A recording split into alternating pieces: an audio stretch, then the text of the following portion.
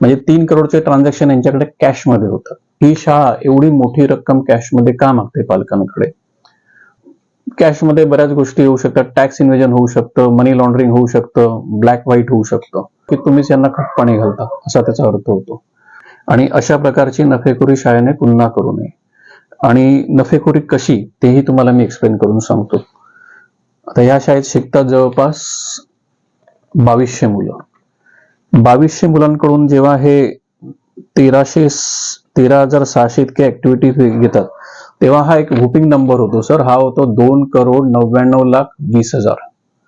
आता मला सांगा, हे ऍक्टिव्हिटी जी ज्याच्यामध्ये स्केटिंग घेतलं जातं, डान्स घेतलं जातं, ह्या अशा ऍक्टिव्हिटी कंडक्ट करून ही शाळा जी आहे ते जवळपास 3 करोड रुपये गोळा करते.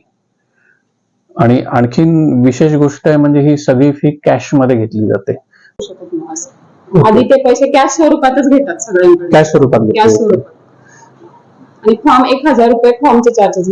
हे पैसे थोडे नंतर भरले तर चालतील का? बोलते नाही, कॅश मध्ये तुम्हाला भरायला लागेल, ऑनलाईन नाही भरताना. मी त्यांना बोललो ऑनलाईन का नाही भरता येणार तुम्हाला? तर बोलले नाही आमच्या तर कॅशनेच आहे वगैरे सगळे. म्हणजे या शाळेमध्ये कॅशनेस ट्रान्झॅक्शन असं त्यांचं म्हणणं आहे. म्हणजे बुक्स म्हणजे ऍक्च्युअली काय माहितीये का, बुक्स पण आम्हाला कॅशने दिले, बुक सुद्धा कॅशने, ऍडमिशन सुद्धा कॅशने, सगळं कॅशने. म्हणजे 3 करोडचे ट्रान्झॅक्शन यांच्याकडे कॅशमध्ये होतं. बरेच पालकांची कंप्लेंट आहे. आताच नुकतंच जानेवारी महिन्यामध्ये पहिल्या इयत्तेचं ऍडमिशन झालं. त्याच्यामध्ये त्यांनी सरळ सांगितलं की फी कॅशमध्ये भरायची. तर कॅशमध्ये का घेतली जाते?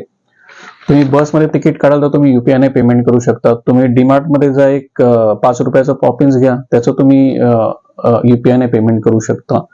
छोट्या रकमेचं जर का युपीआयने पेमेंट होत असेल आणि सामान्य झेरॉक्स काढा, 2 रुपयात तुम्ही युपीआयने पेमेंट करू शकता. असं असताना ही शाळा एवढी मोठी रक्कम कॅशमध्ये का मागते पालकांकडे? तर माझी तुम्हाला विनंती आहे की नवी मुंबईतल्या सगळ्या शाळांसाठी हे कंपल्सरी करावं की त्यांनी युपीआय पेमेंटचा ऑप्शन उपलब्ध करून द्यावा पालकांसाठी.